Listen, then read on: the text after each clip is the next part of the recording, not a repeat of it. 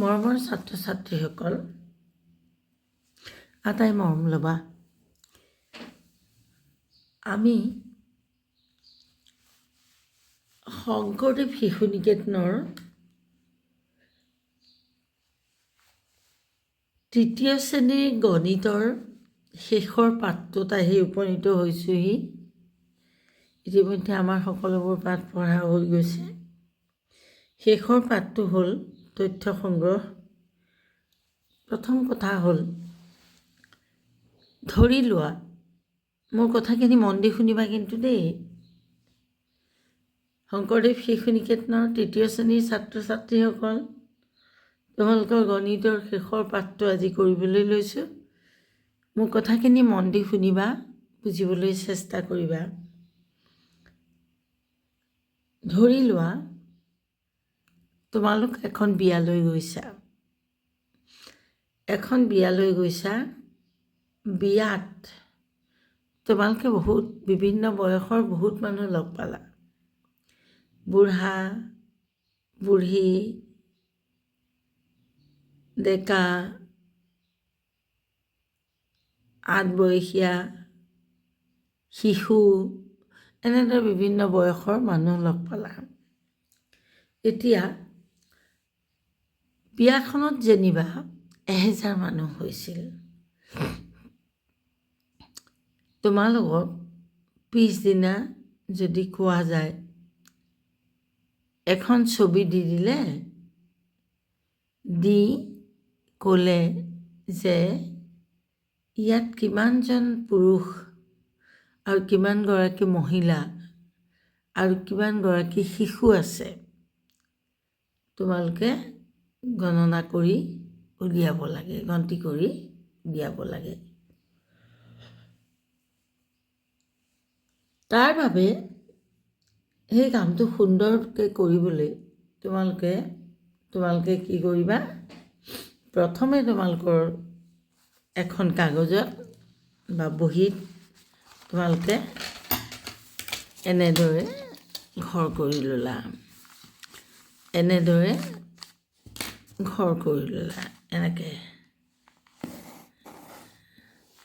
আৰু এনেকৈ ঘৰ কৰি ল'লা। ইয়াতে তোমালোকে লিখিলা পুৰুষ।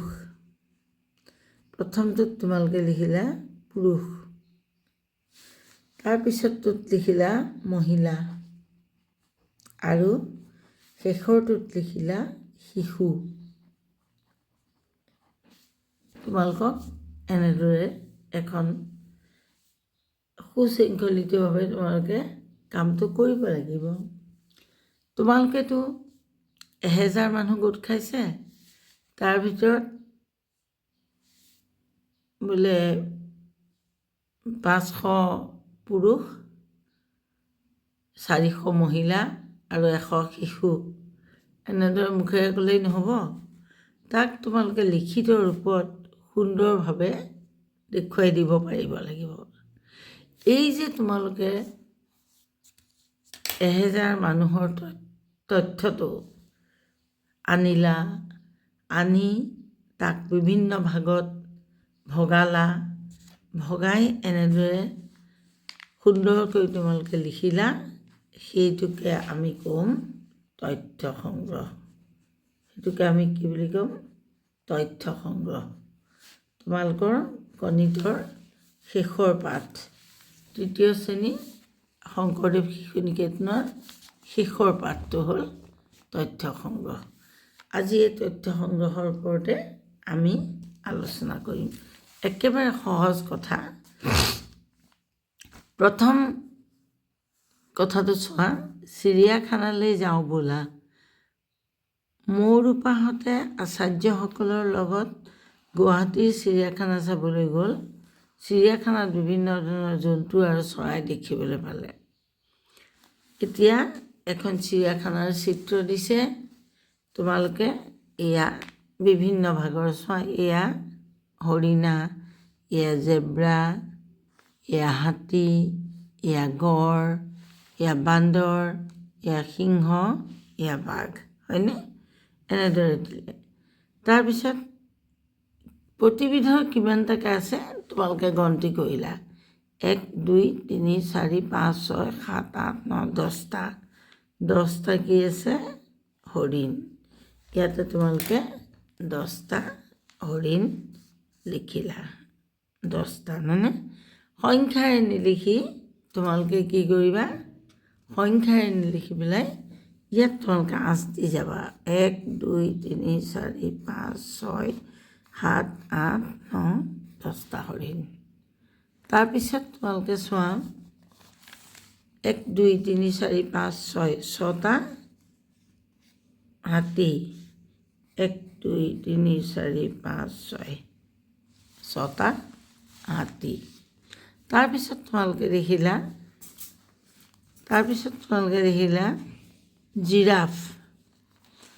জিৰাফ কেইটা আছে 1 2 3 4টা জিৰাফ এয়া 1 2 3 4টা জিৰাফ তাৰপিছত তোমালোকে দেখিবা বাঘ বাঘ দেখাৰ আগতে আমি এনেকৈ আহোঁ চৰি এইটো গাহৰিহে দেই মই তোমালোকক ভুলক্ৰমে এইটো গড়ৰ চৰি বুলি আহিছোঁ 1 2 3 4 5 6 7 8টা হয়নে গাহৰি 8টা 1 2 3 4 5টা 6টা 7টা 8টা তাৰপিছত আহিলে সিংহ বাঘ কেইটা আহিলে 1 2 3 4 5টা হয়নে বাঘ 1 2 3 4 5টা বাঘ সিংহ চোৱা সিংহও 5টা 1 2 3 4 5 সিংহও 1 2 3 4 5টা এতিয়া থাকিলে বান্দৰ যথেষ্ট সংখ্যক আছে 1 2 3 4 5 6 7 8 9 10 11 12 13 14টা বান্দৰ তো 1 2 3 4 5 6 7 8 9 10 11 12 13 14টা বান্দৰ এতিয়া আমাৰ তথ্য লোৱা পূৰা হৈ গৈছে এতিয়া আমি এটা কাম কৰিব পাৰোঁ এই যে তথ্যখিনি আমি ল'লোঁ এনেদৰে আঁচ পাৰি লিখিলোঁ এই আঁচবিলাকক একোটা গোটত আমি ভাগ কৰিব পাৰোঁ গোটত ভাগ কেনেকৈ কৰিম 5টা মিলি আমি কি কৰিব পাৰোঁ একোটা থোপ বনাব পাৰোঁ এয়া চোৱা কেনেকৈ থোপ বনাম 4টাত থোপ নহয় 1 2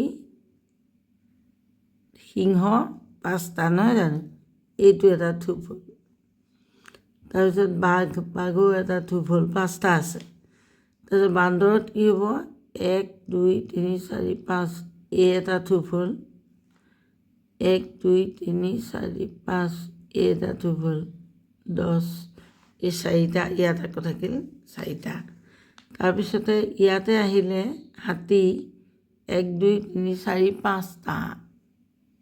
5টা হাতী 5টা নহয় 6টা হাতী হ'ব লাগে 1 2 3 4 5 6 হয় 6টা হাতী 6টা হাতী হ'লে 1 2 3 4 5লৈকে এটা থোপ হ'ল আৰু এটা বাকী থাকিলে এতিয়া হৰিণ 1 2 3 4 5টা এই 5টা হৰিণ কেইটা আছে আমাৰ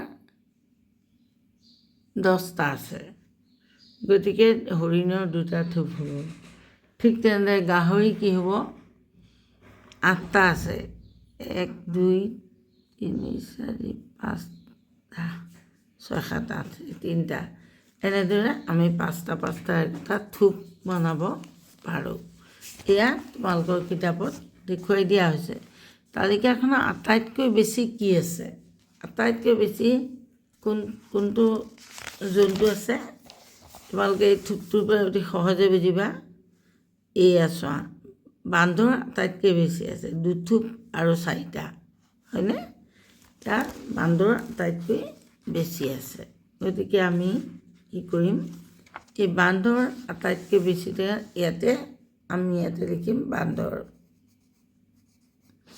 তাৰপিছত আটাইতকৈ কম কি আছে আটাইতকৈ কম আমি চাব লাগিব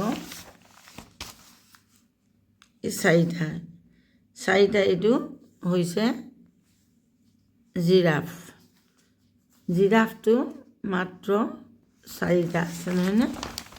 এই জিৰাফ আটাইতকৈ কম, গতিকে আমি ইয়াতে জিৰাফ বুলি লিখিব লাগিব। মই কিতাপত লিখিছোঁ, পেঞ্চিলে লিখিছোঁ, তোমালোকে কিন্তু কিতাপত নিলিখিবা, আৰু যদি লিখা ঠিক মোৰ দৰে পেঞ্চিলেৰে লিখিবা। ডেছকৈ ডেছ বেছি আছে, কিহতকৈ কি বেছি আছে? যিকোনো এটা জন্তুৰ নাম লিখা যিটো হৰিণতকৈ বান্দৰ বেছি আছে। হৰিণতকৈ, ইয়াতে তোমালোকে লিখিলা হৰিণতকৈ বান্দৰ বেছি আছে। 10টাতকৈ বেছি থকা জন্তুবোৰ কি কি? 10টাতকৈ বেছি থকা, চোৱা, এথোপ দুথোপ, ইয়াত 10টা অলৰেডি হৈছে, 4টা আছে। এইটো হ'ল বান্দৰ, আৰু এইটো হ'ল 10টাতকৈ বেছি বুলি কৈছে নহয়, 10টাতকৈ বেছি অকল বান্দৰেই আছে। 10টা আছে হৰিণ, আৰু 10টাতকৈ বেছি আছে বান্দৰ। গতিকে আমি কি লিখিম? বান্দৰ। 10টাতকৈ বেছি থকা জন্তুবোৰ হৈছে বান্দৰ। এতিয়া গণনা কৰোঁতে দাগ চিহ্ন ব্যৱহাৰ কৰিলে সুবিধা হয়। এয়া মই থোপ বনাই তোমালোকক দেখুৱালোঁ। এতিয়া পিছৰটো চোৱা, তোমাৰ শ্ৰেণীত ছাত্ৰ ছাত্ৰীসকলৰ প্ৰিয় ৰং কোনটো সুধি লোৱা। তলৰ তালিকাখন পূৰ্ণ কৰা দাগ চিহ্ন ব্যৱহাৰ কৰিবা। এজনকৈ ছাত্ৰীক প্ৰিয় ৰং সুধিবা আৰু দাগ চিহ্ন দি যাবা। কোনোবাই সেউজীয়া ভাল পায়, ইয়াত দিলা। তাৰপিছত আকৌ কোনোবা এজনৰ সেউজীয়া ভাল পোৱা ওলালে ইয়াত দিবা, কোনোবাই ৰঙা ভাল পায় ইয়াত দিবা। এনেদৰে তোমালোকে কৰি এইখন পূৰা কৰিবা। এইখন তোমালোকে নিজে কৰিবা। এইটো কৰিলে তোমাৰ শ্ৰেণীত 30জন ছাত্ৰ ছাত্ৰী আছে, তেওঁলোকৰ তেজৰ গ্ৰুপ তলত দিয়া ধৰণৰ। এয়া চোৱা, এইবোৰ তেজৰ group, A B O' A B, এইবিলাক তেজৰ গ্ৰুপ। এতিয়া তলৰ তালিকাখন পূৰ্ণ কৰা। কেনেকৈ কৰিবা? তেজৰ গ্ৰুপ এ কেইটা আছে? 1 2 3,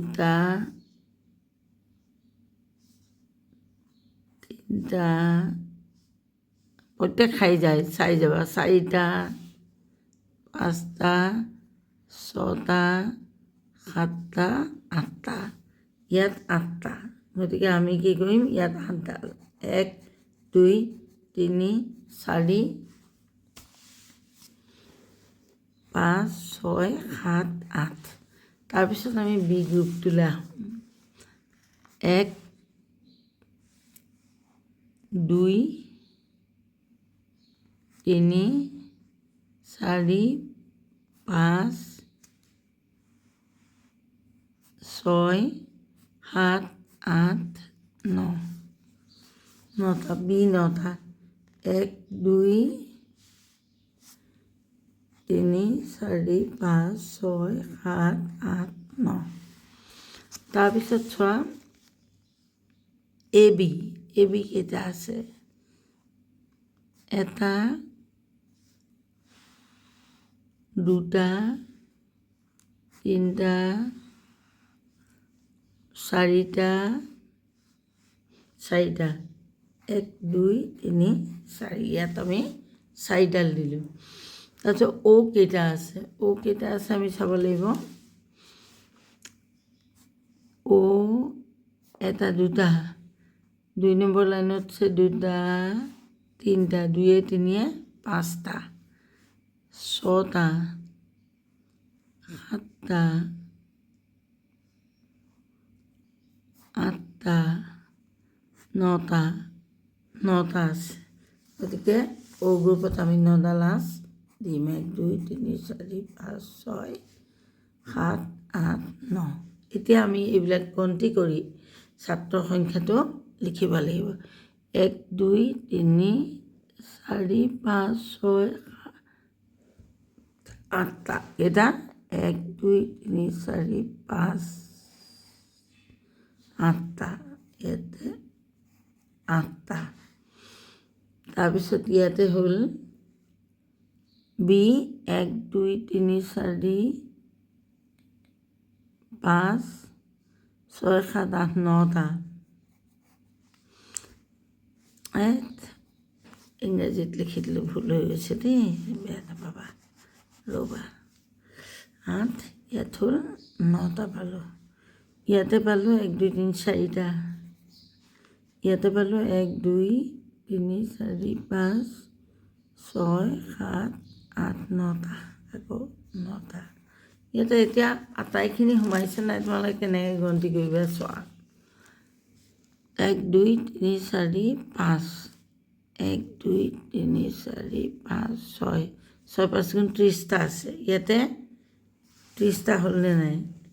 9, 8, 17, 18, 19, 20, 21, 21, 29, ঠিকে আছে, শুদ্ধ হৈছে। তাৰমানে ওপৰৰ তথ্যখিনি চিত্ৰৰ সহায়ত প্ৰকাশ কৰোঁ আহা। ল'ৰাৰ কাৰণে এনেকৈ চিহ্ন দিব লাগে। তেজৰ গ্ৰুপ, ছাত্ৰ ছাত্ৰীৰ সংখ্যা। এতিয়া চোৱা, প্ৰত্যেক ছাত্ৰ ছাত্ৰীৰ কাৰণে আমি এনেকৈ চিহ্ন ব্যৱহাৰ কৰিব পাৰোঁ। ইয়াতে যেনিবা এই গ্ৰুপত 8টা নহয়, 3টা আকাৰ আছে, 4টা,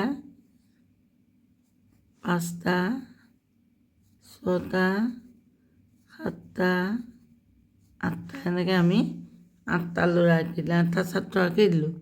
তাৰপিছতো চোৱা তেনেকৈ 1, 2, 3, 4, 5, 6, 7, 8, 9টা। তাৰপিছতো আমি কি কৰিব পাৰোঁ, ABটো 4টা, 1, 2, 3, 4। তাৰপিছত 9টা। এই 9টাটো আমি কেনেকৈ কৰিম, 1, 2, 3, 4, 5, 6, 7, 8, 9টা। এনেদৰে তোমালোকে এইখিনি কিতাপত দেখুৱাৰ দৰে কৰিব পাৰা। এইটো লেচন ইমান টান লেচন নহয়। এখন নিকেতনত ছাত্ৰ ছাত্ৰীৰ এটা দিনৰ উপস্থিতিৰ সংখ্যা তলত দিয়া হৈছে। নিকেতনত মুঠ ছাত্ৰ ছাত্ৰীৰ সংখ্যা কিমান? এয়া ছাত্ৰ ছাত্ৰীৰ সংখ্যা কিমান, এইটো যোগ কৰি দিলে ওলাই যাব। 8, 2, 10, 10, 19, 20, 21, 22, 22ৰ 2 উকলিবৰ 2, 2, 3, 5, 5, 2, 7, 7, 3, 10, 10, 3, 13, 14, 15, 152। উক্ত দিনত মুঠ উপস্থিত থকা ছাত্ৰ ছাত্ৰীৰ সংখ্যা কিমান? 6, 1, 7, 7, 6, 13, 14, 15, 16, 17, 18, 19, 20, 21, 22, 22টা, 22, 8, 30টা, 30ৰ 0 উকলিবৰ 3, 3, 2, 5, 5, 2, 7, 7, 2, 9, 9, 3, 12, 13, 14, 140। আটাইতকৈ বেছি সংখ্যক ছাত্ৰ ছাত্ৰী উপস্থিত থকা শ্ৰেণীটো কি? বেছি চোৱা, 26, 31, 31টোৱে বেছি, তাৰমানে দ্বিতীয় শ্ৰেণী। আমি লিখিব লাগিব দ্বিতীয়। তাৰপিছত কোন শ্ৰেণীত আটাইতকৈ কম সংখ্যক ছাত্ৰ ছাত্ৰী অনুপস্থিত আছে? অনুপস্থিতটো এইটো, ইয়াৰ আটাইতকৈ কম এইটো 1, দ্বিতীয়। তাৰপিছত অনুপস্থিত থকা ছাত্ৰ ছাত্ৰীসকলৰ বাবে চিত্ৰ অংকন কৰা। অনুপস্থিত থকা দেই, এতিয়া অনুপস্থিত থকা ছাত্ৰ ছাত্ৰীৰ কাৰণে বনাবলৈ দিছে। প্ৰথমটো 2টা বনালে, তাৰপিছত এটা বনালা এনেকৈ, তাৰপিছত 4টা, 1, 2, 3, 4, এই 4টাটো ইয়াতে এনেকৈ 3টা 3টা ফুট দি যোৱা। ইয়াতকৈ ডাঙৰকৈও আঁকিব পাৰা তোমালোকে, ডাঙৰকৈ আঁকিলে স্পষ্ট হৈ দেখিবলৈ ভাল হ'ব। তাৰপিছতে চতুৰ্থ শ্ৰেণী, চতুৰ্থ শ্রেণী কেইটা অনুপস্থিত 3টা 1 2 3 1 2 3 1 2 3 1 2 3 হৈ গ'ল। তাৰপিছতে পঞ্চম শ্ৰেণীত কেইটা 5টা 1 2 3 4 5 এতিয়া তিনিটা ফুট দি যোৱা এই 2টা চকু আৰু এইটো নাক এই 2টা চকু এইটো নাক এই 2টা চকু এইটো নাক এটা চকু এইটো নাক এতিয়া হৈ গ'ল এইটো কাম। ইয়াৰ পিছৰ কামটো তোমাৰ নিকেতনৰ সন্মুখেৰে যোৱা যান বাহনবোৰ লক্ষ্য কৰা। তোমাৰ বন্ধু বান্ধৱীৰ সৈতে এঘণ্টা সময়ত কি ধৰণৰ বাহন পাৰ হৈ গৈছে তাৰ এখন তালিকা বনোৱা। এইটো তোমালোকে নিজে কৰিব লাগিব। চাইকেল কেইখন পাৰ হৈছে, মটৰ চাইকেল কেইখন পাৰ হৈছে, অটো কেইখন পাৰ হৈছে, এয়া তোমালোকে দাগ দিবা, দি পেলাই ইয়াত সংখ্যাটো লিখিবা। এইটো নিকেতনৰ সন্মুখেৰে বাহন কি বাহন বেছিকৈ পাৰ হৈছে এইটো পাৰিবাই তোমালোকে লিখিব। আৰু শেষৰটো চোৱা 3 বন্ধুক লৈ এটা দল গঠন কৰা। 5খন বেলেগ বেলেগ ৰঙৰ আৰ্ট পেপাৰ সংগ্ৰহ কৰা। আৰ্ট পেপাৰ জানা না? চাৰ্ট পেপাৰ তাৰমানে প্ৰতি আৰ্ট পেপাৰ 1 বৰ্গ চেণ্টিমিটাৰ জোখত 10মানকৈ টুকুৰা কাটি উলিওৱা। নিকেতনৰ ছাত্ৰ ছাত্ৰীৰ সংখ্যা তালিকাখন লক্ষ্য কৰা। শ্ৰেণী প্ৰথম 40 জন, দ্বিতীয় 25 জন, তৃতীয় 30 জন, চতুৰ্থ 40 জন আৰু পঞ্চম 25 জন। এতিয়া আমি কি কৰিব লাগিব? প্ৰতিজন ছাত্ৰ ছাত্ৰীৰ বাবে এটুকুৰা বৰ্গ ব্যৱহাৰ কৰি তলৰ চিত্ৰটো সম্পূৰ্ণ কৰা। এইটো কৰিবলৈ তোমালোকে কৰিব লাগিব। এইটো তোমালোকৰ ক্লাছত আৰ্ট পেপাৰ লৈ তোমালোকে শিক্ষকৰ সন্মুখত থাকি সম্পূৰ্ণ কৰিব লাগিব। এই পাঠটো ইমানেই। তোমালোকক ওপৰ শ্ৰেণীলৈ যিমানে যাবা তথ্য সংগ্ৰহৰ ওপৰতো তেনেদৰে বেলেগ বেলেগ বস্তু শিকিব পাৰিবা। আজিলৈ পাঠটো ইমানতে এৰিছোঁ। তোমালোকৰ গণিতৰ পাঠ্যক্ৰম ইমানতে সম্পূৰ্ণ হৈছে। এতিয়া তোমালোকৰ বাকী আছে ৰিভিজনৰ কাম। আমি যিমান পাৰোঁ কুৱেশ্যন পেপাৰ আগৰ পুৰণা বছৰৰ কুৱেশ্যন পেপাৰ কৰিম আৰু পৰীক্ষাত আহিবলগীয়া প্ৰশ্নৰ আলোচনা কৰিম। এনেদৰে আমি ভিডিঅ' দি থাকিম। তোমালোকে চাই থাকিবা আৰু পৰীক্ষালৈ প্ৰস্তুত হ'বা। ধন্যবাদ।